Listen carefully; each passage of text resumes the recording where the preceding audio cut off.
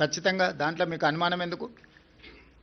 Parliament ఎన్నికల్లో వాళ్ళిద్దరు కలిసి వచ్చినా కూడా ఎదుర్కొని 8 సీట్లు సాధించినాం, 40% పైగా ఓట్లు సాధించినాం. ఇది భవిష్యత్తుకు పునాదులే వాళ్ళిద్దరూ కలిసిమెలిసి పోటీ చేస్తారనేది. నిన్న కేటీఆర్ ఒక రోజు ముందు కేటీఆర్ మాట్లాడతారు, తర్వాత రోజు కిషన్ రెడ్డి మాట్లాడతారు. సేమ్ ప్రెస్ మీట్ ఏదైనా చూడండి మీరు. కిషన్ రెడ్డి గారు ఇప్పుడే ఏదో జరిగిపోయినట్టుగా, బీఆర్ఎస్ ఉన్నప్పుడు అద్భుతాలు జరిగినట్టుగా, బీఆర్ఎస్ ఉంటేనే బాగుంటుంది అన్నట్టుగా కిషన్ రెడ్డి గారు వ్యవహార శైలి చూసిన తర్వాత మీకు ఏమైనా అనుమానం ఉందా? అందుకే చెప్తున్నా, వాళ్ళిద్దరు కలిసి 1/3, కాంగ్రెస్ ఒకటి 2/3. వాళ్ళిద్దరు కలిసి 33%, మేము ఒక్కరం 66%.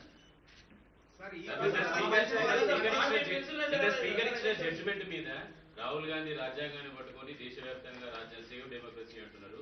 వాళ్ళ అధికారంలో ఉన్న రాష్ట్రంలో మాత్రం డెమోక్రసీని కూల్ చేశారు. రాహుల్ గాంధీ సమాధానం చెప్పాలంటున్నారు. ఎవరు? టీఆర్ఎస్ అడగండి, వెళ్ళి రాహుల్ గాంధీ గారు రాగానే ఢిల్లీకి వెళ్ళి అడగమని చెప్పండి. స్పీకర్ గారి నిర్ణయం మీద రాజకీయ పార్టీగా మేము స్పందించడానికి ఏమీ లేదు. స్పీకర్ గారి నిర్ణయాన్ని వాళ్ళకు నచ్చకపోతే న్యాయస్థానాలు ఉన్నాయి. మీరు రాసిచ్చిన స్క్రిప్టునే స్పీకర్ అనౌన్స్ చేశారు, మీరు సభలో కూడా ప్రస్తావించారు అసలు అని. ఇప్పుడు నేను వాళ్ళ అవగాహన రాహిత్యానికి జాలి పడుతున్నా.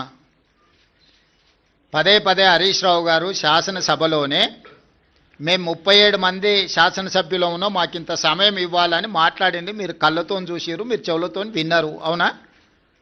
ప్రతిసారి శాసనసభ ముగింపు సమావేశాలలో స్పీకర్ గారు ఒక బులెటిన్ ఇష్యూ చేస్తారు. ఏ పార్టీకి ఎంతమంది శాసనసభ్యులు ఉన్నారు, వారు ఎంతెంత సమయం మాట్లాడినరని ప్రతిసారి బులెటిన్ ఇష్యూ చేస్తారు స్పీకర్ గారు. ఇప్పటివరకు జరిగిన అన్ని శాసనసభ సమావేశాల ముగింపులో స్పీకర్ గారు స్పష్టంగా ప్రకటించారు. ఏ ఒక్క రోజు కూడా స్పీకర్ గారి నిర్ణయాన్ని వాళ్ళు ప్రశ్నించలేదు.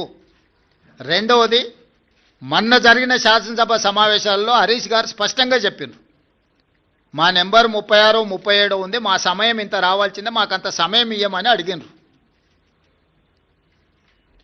టీవీలో పేపర్లో మేము చూసిన ప్రతి నెల 5,000 రూపాయలు ఎమ్మెల్యేల నుంచి వాళ్ళ టీఆర్ఎస్ ఎల్పీ నిర్వహణ కోసము డబ్బులు కూడా తీసుకున్నారని. లావాదేవీలు బాగానే ఉన్నాయి, వ్యవహారం బాగానే ఉంది, వాళ్ళ పేరు మీద మైకు కావాలి, వాళ్ళ పేరు మీద మాటలు కావాలి, వాళ్ళ జీతాలలో వాటాలు కావాలి. మీ వాళ్ళనే మీ వాళ్ళు కాదు అని అనుకునే పరిస్థితి ఎందుకు దాపురించింది?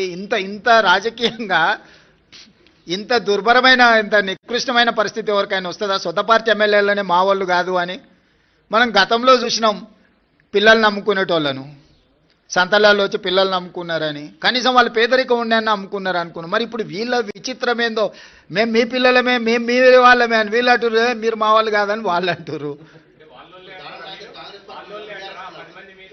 వాళ్ళు అదే చెప్తున్నారు కదా.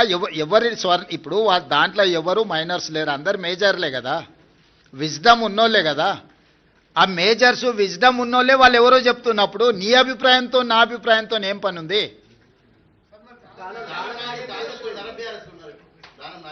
నాగేందర్ గారు చెప్తారు కదా, మీరు అడగండి, చెప్తాం మీరు అడిగిండ్రు అని చెప్పి.